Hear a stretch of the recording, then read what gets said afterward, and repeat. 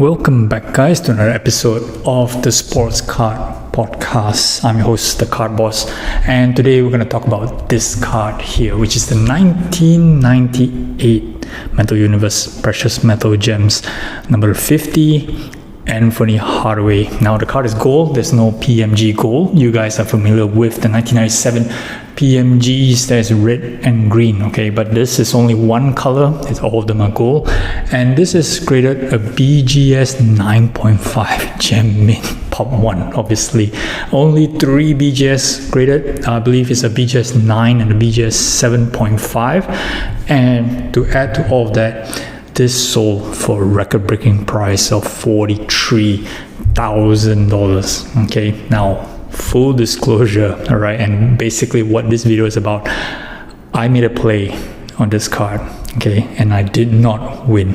I shared my reaction on Instagram. Basically, I gave my best play, I would say, okay, and it came out short, and congrats to the winner. Now, after I made that post, I kind of received some mixed reactions. Obviously, a lot of people are pretty shocked on how high a Penny Hardaway card has sold, and this is perhaps the all-time high for any Penny Hardaway card ever sold. Okay, no doubt this is a huge card, not as big as obviously a PMG from 97, but there's no Gem Mints PMGs that were sold recently. Only the I would say the championship PMG that was sold by Penny Hardaway, which was not a Gem Mint copy, that was sold for about half the price. Okay, so this is kind of like the biggest Penny Hardaway card that's ever sold, and I felt that it was worth making a play. Okay, of course, it comes down to the valuation.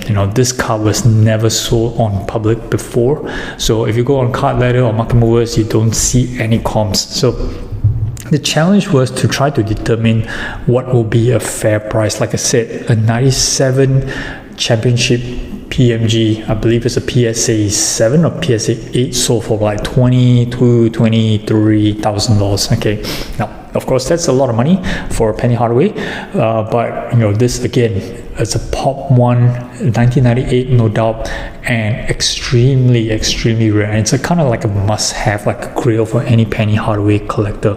Okay, now I'm a huge fan of Penny Hardaway. In fact, Penny Hardaway is one of the reasons why I started watching NBA back in 1993. Okay, when he was playing for Orlando, he was a rookie together with Shaq. Huge fan. He was kind of like, to me, the Kobe before the Kobe, right? So he was awesome. Obviously, his career was plagued by injuries, but when he was playing during his prime, during the 94 to 96, okay, he was huge. Okay, I was a huge fan. In fact, today I still have a bunch of his base rookie cards from back in 1993. They don't worth anything today, whether or not they graded PSA 10. Okay, but over the years, I still try to pick up some of his nicer cards, but obviously sometimes, when you're running a business or you're trying to flip cards, Penny Hardaway is not the ones that you want to set some money to put aside for. Okay, obviously there are better things to buy to make money, but this particular PMG, it's a bomb. Okay, literally a bomb, and I feel that it's a piece that at some point in the future, somebody's gonna really chase down this particular card. Okay, so obviously the question is, what's it worth, and how do I came about on bidding?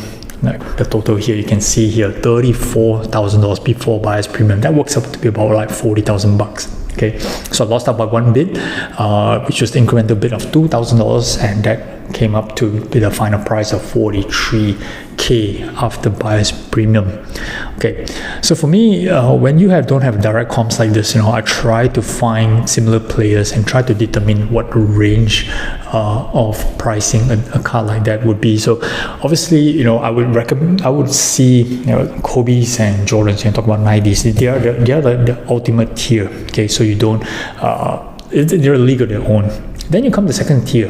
Okay, for the 90s cards, you have Shaquille O'Neal, you have Penny Hardaway, you have Allen Iverson, maybe to some extent Kevin Garnett. Okay, but maybe Kevin Garnett will drop perhaps to the tier 3, I would say, where you have the Tim Duncans, the Vince Carter, Okay, so Penny Hardaway to me, it falls under the tier 2 category together with Shaq. Oh, there's the Dennis Rodman as well, which is pretty important. Okay, so the tier 2, I would say that there's Shaq, there's Iverson, there's Rodman, and there's Penny Hardaway. Tier 3 is Tim Duncan, Tracy McGrady, Vince Carter, Kevin Garnett. Okay, that's how I kind of like rank this. So when I look at price comparisons for something that there's no comps for, I kind of like look at what the tier of these players rest as first. So the closest I could find for this 1998 PMG was a Dennis Rodman that was sold some time back. It was not a gem mint copy, okay, but it was definitely sold for a high price of 20+K as well. So kind of like that gives me a kind of broad range whereby definitely this is something that's going to go way and above beyond $20,000, okay, but to what level? So based on my own estimates, right, I kind of have this feel that this Penny Hardaway card is worth around 40 to 50K. Okay, now you may think that I'm nuts. Okay, 40, 50K on a Penny Hardaway. I could get an extremely nice, exquisite Kobe Bryant or LeBron James or Michael Jordan. Yep, for sure. Okay, maybe you should go for that instead if you had $50,000 to spend. But at the end of the day, this is a Grail Penny Hardaway card, the kind of like the best that we've seen in the market in a very long time. So as a collector for not just Penny Hardaway but for precious metal gems or for iconic cards, okay, this probably ranks up there, especially coming in the BGS 9.5 gem mint copy, gold PMG, awesome picture. Okay, nice looking card. This is something that you want on your showcase piece, if you can actually afford $50,000 to put it one there. Okay, but nevertheless, I believe that's what the valuation is. And for me, I think that because it's Penny Hardaway, right, and because there's no direct comps on this particular card, I had a hunch that it will kind of go below that amount. But to how much would I be able to pick this card up? Now, in my mind, at a time when extended bidding was about to turn, it was trending only about like $15,000. So I had a strong feeling that if I could acquire this card for $30,000 or less, I'll be stoked, super stoked. Okay. But the price went up really quickly. After that, it went up to 20, 25, 28, and then it hit 30, right, when it reaches after the 40-minute mark after extended bidding. Okay, that's where the real challenge began. Okay, and I believe there was only one other person that was actually bidding against me for this card, and we went $1,000 and so on and so forth, and finally, just at this 1 hour after the extended bidding, when the 1 minute clock starts to run, I went in my highest point, $34,000 before buyer's premium. That would take the final price to be about just a shade above 40, okay, which I think that would be kind of like the fair price that I was willing to pay. Okay, no doubt I said that it's going to go 50, but for $40,000, I could really put money into better cards to turn a better return. Okay, to be honest, even though how much I love this particular card, how much I love Penny Hardaway, but somebody went a bit higher, close at 43, and that was that. Okay, and the whole internet was just basically talking about this particular sale on this particular card. Okay, mixed reactions, obviously, right? So for me, I know I'm sitting a couple hours after the auction has ended and just wondering, do I regret not just going a bit higher on this card? But bear in mind, the next bid was going to be from 36 to 38. Okay, after before buyer's premium, and that will bring it up to about 46K, which is like massive number for me.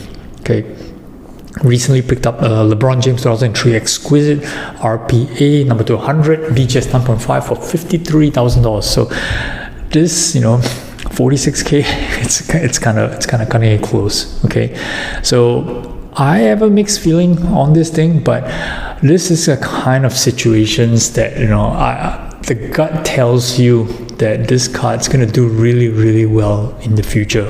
Okay, it's just that 40, the financials behind it, the $40,000 is a huge sum of money, huge. Okay, so for me, the feeling of regret will die off, okay? I know, until maybe somehow this card gets resold, 3 years from now for 100k, and then maybe I'll look back at this video and just think to myself, what have I done?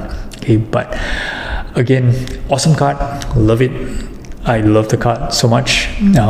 Congrats to the winner, whoever you are. This is going to be a huge showcase piece. So we'll see how this goes. I believe these kind of stories on trying to really fight for I would say maybe a second tier PMG, but again, this kind of gem mint PMGs don't come really often. So this is something that you won't see come by anytime soon.